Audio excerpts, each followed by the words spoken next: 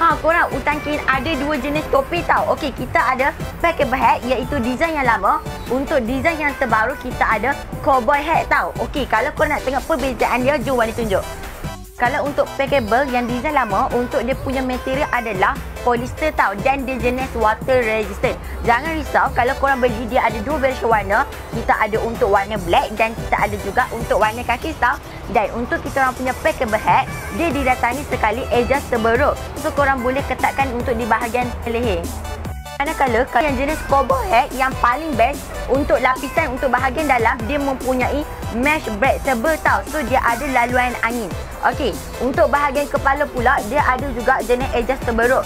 So kalau korang nak adjust untuk korang punya ketat kepala, korang boleh pakailah sebab dia 55 hingga 58 cm untuk saiz kebesaran kepala hamba.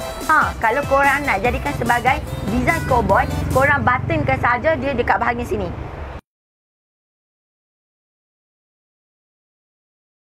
So, kalau korang berminat yang cowboy hat ataupun packable hat, korang boleh tekan beg kuning dekat bawah dan jangan lupa korang boleh tekan button follow tau. Bye!